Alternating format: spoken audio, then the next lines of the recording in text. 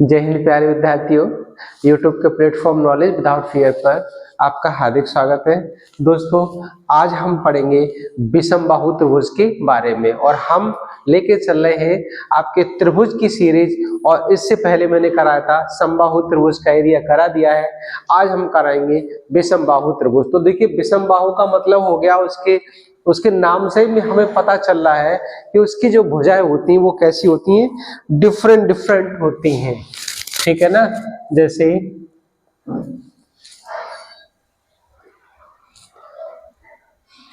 ए देखिए, ये angle A हो गया, ये बी हो गया, ये सी हो गया। तो ए के सामने वाली ए और बी के सामने वाली बी और सी के सामने वाली सी। तो इसकी जो भुजाएं हैं और जो एंगल है वो कैसे हैं, अलग अलग है। ठीक है ना।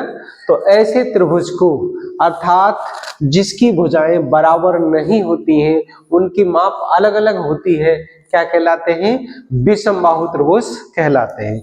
अब देखिए, हम विषमबाहु त्रिभुज का क्षेत्रफल निकालेंगे। क्या निकालेंगे, विषम बाहु त्रिभुज का क्षेत्रफल। तो क्षेत्रफल ज्ञात करने के लिए हम एक फॉर्मूले का यूज करेंगे और फॉर्मूला है हमारा, त्रिभुज का क्षेत्रफल बराबर अंडर रूट में S minus A, S minus V और एस माइनस सी। इस फॉर्मूले को हम हीरोज का फॉर्मूला भी कहते हैं। और जब भी हम विषमबाहु त्रिभुज का एरिया निकालेंगे तो हम इसी फॉर्मूले का यूज करेंगे। और एक बात और बता दूं कि यहाँ पर जो एस होता है वो अर्ध परिमाप होता है, और एस की जो वैल्यू निकालते हैं वो निकालते हैं तीनों साइड को सम करके हम 2 से डिवाइड दे देते हैं, तो वही हमारा एस का मान निकल के आ जाता है। अब इसके ऊपर हम एक एग्जाम्पल करेंगे तो ये आपको अच्छे से क्लियर हो जाएगा। जैसे देखिएगा, कोई त्रिभुज दिया हुआ है, यानी कि एक त्रिभुज है जिसकी भुजाएं ए 13 सेंटीमीटर है, बी 14 सेंटीमीटर है और सी 15 सेंटीमीटर है। और कह रहा है कि तो इस त्रिभुज का एरिया ज्ञात करो, यानी इस त्रिभुज का क्षेत्रफल ज्ञात करो। तो देखिए, सबसे पहले हम क्या करेंगे, according to this formula S का मान निकालेंगे। तो एस निकालने के लिए हम तीनों भुजाओं को आपस में जोड़ देंगे और 2 का डिवाइड दे देंगे। तो देखिए, जब इसको जोड़ेंगे तो ये कितना हो जाएगा, 15 और ये 14, 29 हो जाएगा। 29 और ये टोटली हो जाएगा 42। 42 में 2 का डिवाइड देंगे तो ये आ जाएगा 21 सेंटीमीटर, यानी हमारे पास एस का मान आ गया। अब यहां से हमें एरिया निकालना है। तो त्रिभुज का एरिया बराबर अंडर रूट में, प्यारे बच्चों, एस का मान कितना दिया गया है, 21, और यहां से फिर 21 माइनस ए का मान कितना है, 13, यहां लगा देंगे। और फिर 21 माइनस बी का 14 और फिर 21 माइनस सी का 15। अब इसको हमें सॉल्व करना है। तो ट्राइंगल का एरिया बराबर, अब देखिए 21 ऐसे लिख दिया इनटू, अब यहाँ 21 में से 13 चला गया। जब इसमें से 13 चला जाएगा तो देखिए कितना बचेगा, यहाँ 8 बचेगा। और देखिएगा 21 में से 14 जाएगा तो यहाँ 7 बचेगा, और 21 में से 15 जाएगा तो यहाँ 6 बचेगा। ये वैल्यू हमारे पास आ गई। अब हमें क्या करना है, इस वैल्यू को रूट से बाहर निकालना है। तो प्यारे बच्चों, एक तो तरीका ये होता है कि इन सबका हम मल्टीप्लाइड कर दें और जो संख्या आ जाए उसका हम रूट से बाहर निकालें। लेकिन अगर इस तरह से करेंगे तो हमें टाइम ज्यादा लगेगा। तो हम इसके लिए क्या करते हैं, इसके फैक्टर कर लेते हैं। जैसे कि हम इनको 7 गुणा 3 लिख सकते हैं, 8 को 4 गुणा 2 लिख सकते हैं, और 7 ऐसे ही लिख दो, और 6 को हम 3 गुणा 2 लिख सकते हैं। ये हमने लिख दिया। अब क्या करेंगे यहाँ पे, अब पेयर बनाएंगे। तो देखो सबसे पहले 7 देखिए, 7 2 बार है तो इसको हम 1 बार लिख लेंगे इनटू। अब देखिए 3 को देखेंगे तो 3 2 बार है, पेयर बनना है, 3 लिख देंगे। अब इसके बाद देखेंगे एक 4 है तो 4 का 2 लिख देंगे। अब बचे ये वाले 2 और ये वाले 2, तो इसको लिख देंगे। बस इनका हमें मल्टीप्लाइड करनी ना है। तो देखिए 7 के 21 हो गया और ये 2 दूनी 4 हो गया, और तो हमारा ये कितना बना, 21 और 4, इनका गुणा कर लेंगे तो 4 और 4 दूनी 8, तो कितना हो गया, ये 84 सेंटीमीटर स्क्वायर एरिया हमारा निकल के आ गया। अब एक क्वेश्चन हम आपके लिए देते हैं, देखिएगा, जिसको आप हमें कमेंट बॉक्स में आंसर देंगे इसका। जैसे कि हमने ए साइड ले ली, यानी कि ए साइड हमारी है 16 और बी साइड है 18 और सी साइड है 20, तो इसका एरिया आपको फाइंड करना है। अब इसके बाद देखेंगे, तो ये तो बात रही किसकी, विषमबाहु त्रिभुज की। अब बात करेंगे हम समद्विबाहु त्रिभुज की। किसकी करेंगे, समद्विबाहु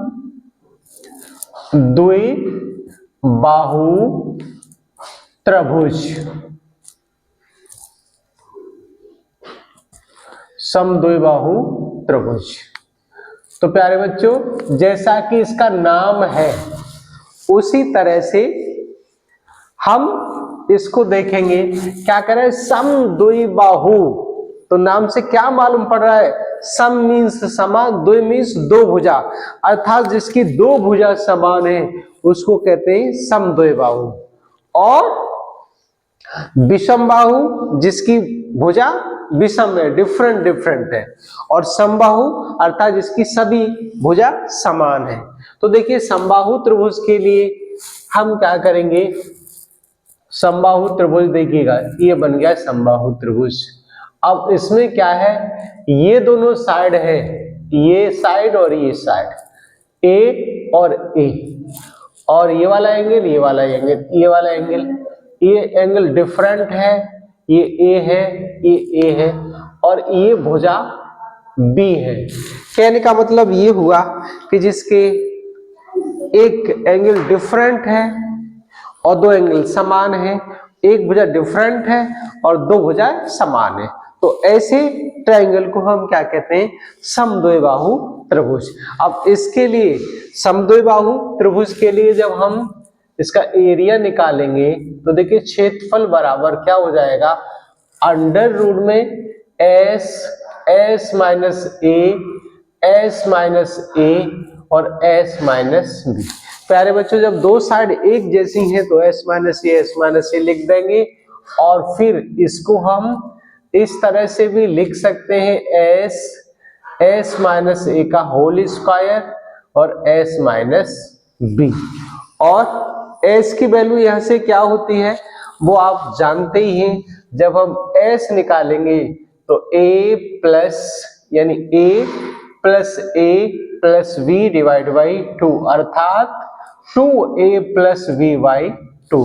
तो s का मान हम इस फॉर्मूले की हेल्प से निकाल लेंगे, और जब एरिया निकालेंगे तो हम इस तरह से निकालेंगे। अब देखिएगा, इसके बाद हम क्या करेंगे, अब बात करेंगे समकोण त्रिभुज की। तीसरा पॉइंट हमारा क्या है, वो है समकोण त्रिभुज। समकोण त्रिभुज,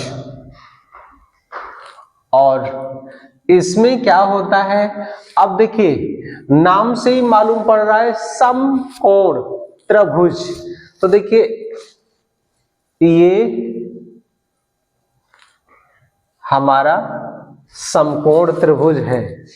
कौन सा समकोण बनना है, ये एंगल हमारा समकोण बनना है, और ये दोनों ऐसे ही बनना है। तो इसको हम कह देंगे ए और बी और सी। इस तरह से हम इसका नाम दे देंगे। अब इसमें देखिएगा ये तो होता है लंब, जिसको हम क्या कहते हैं, परपेंडिकुलर, परपेंडिकुलर।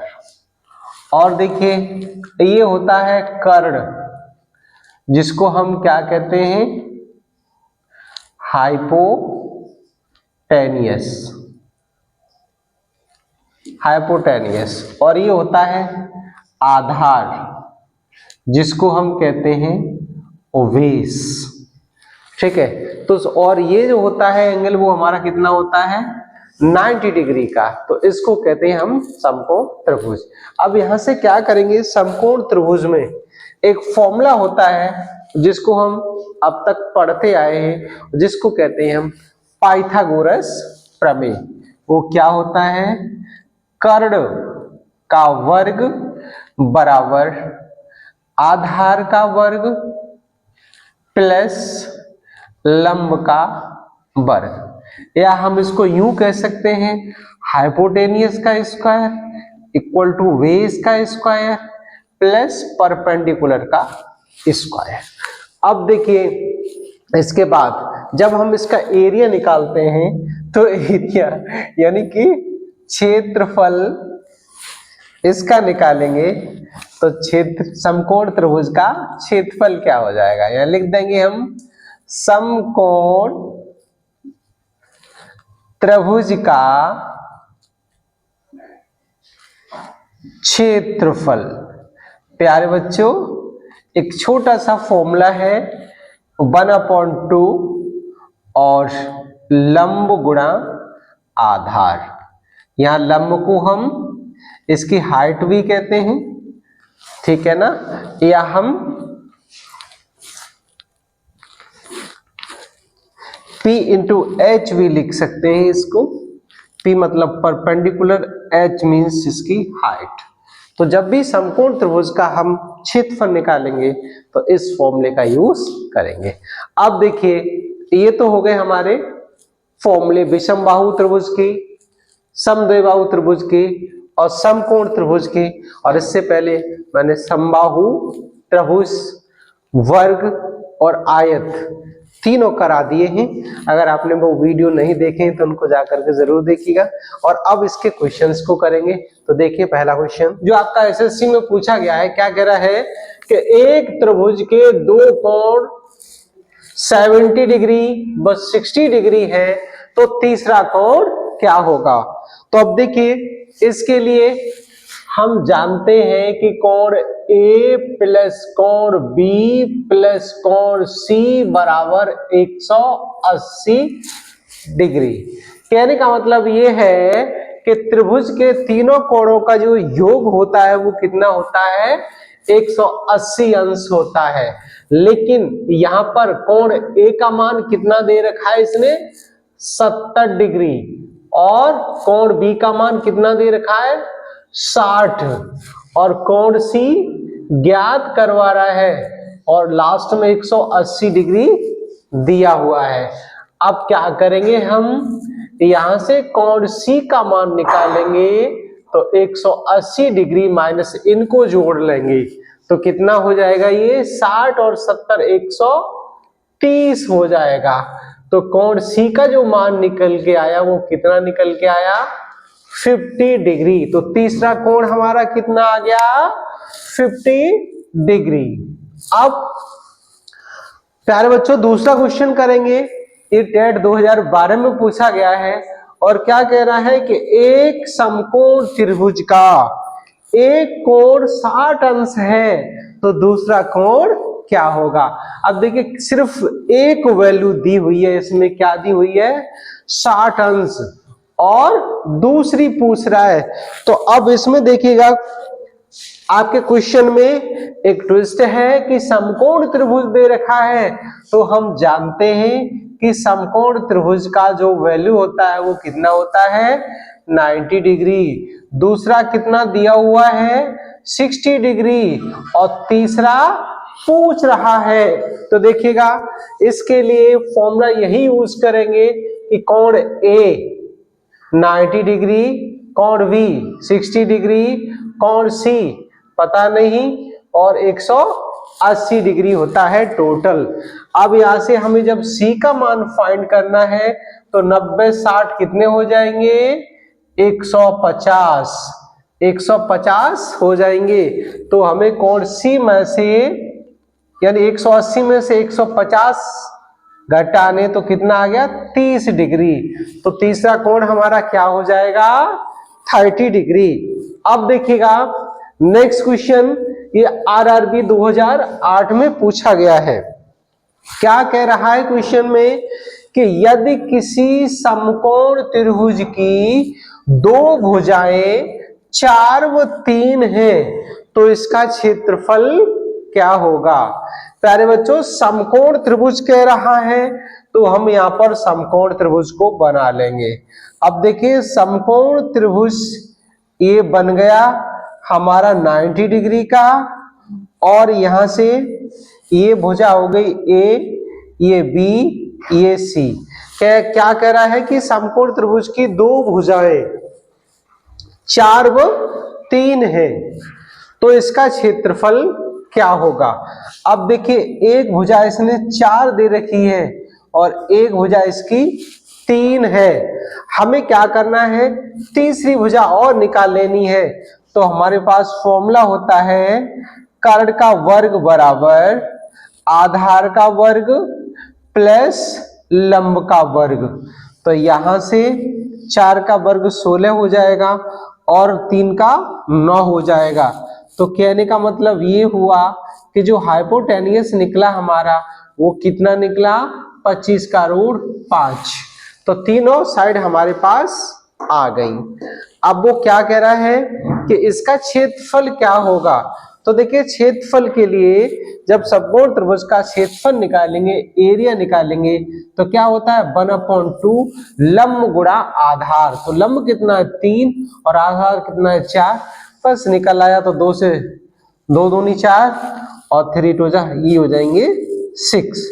तो 6 मीटर स्क्वायर इसका क्षेत्रफल निकल के आ गया। हमें ये हाइपोटेनियस निकालने की जरूरत नहीं थी, लेकिन हमने निकाल दिया है कि अगर हाइपोटेनियस ज्ञात करवाता तो आप कैसे निकालेंगे।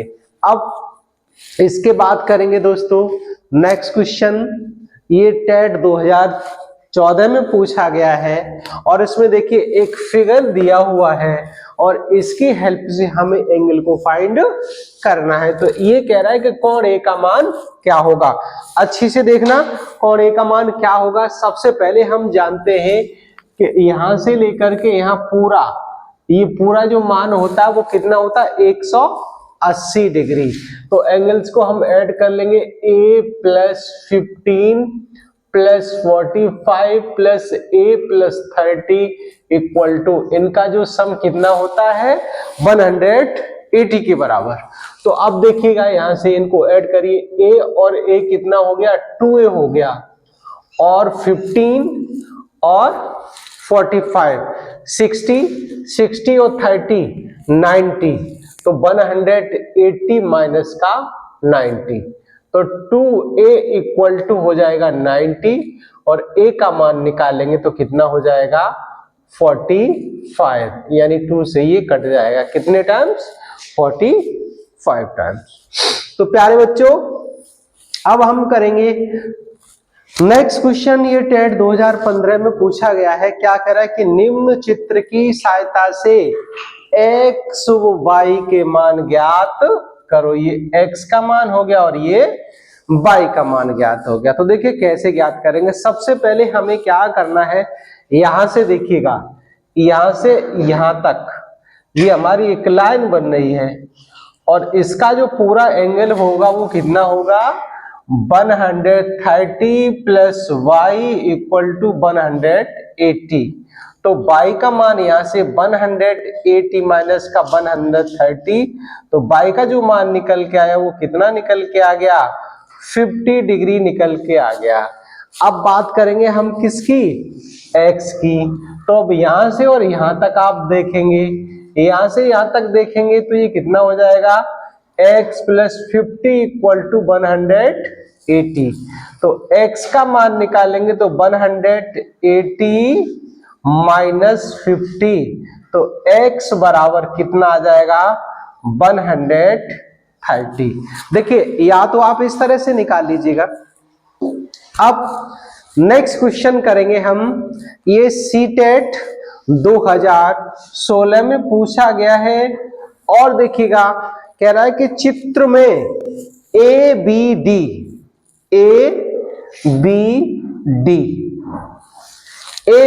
का मान क्या होगा, यानी चित्र में ABD का मान क्या होगा, ABD यानी आपको बाई का मान ज्ञात करना है। तो देखिए बाई का मान ज्ञात करने के लिए हम क्या करेंगे, सबसे पहले यहां देखिएगा कि आपका जो चित्र दिख रहा है, इस चित्र में यहां से यहां तक की जो वैल्यू है वो देखिए कितनी हो जाएगी, x प्लस 119 बराबर 180।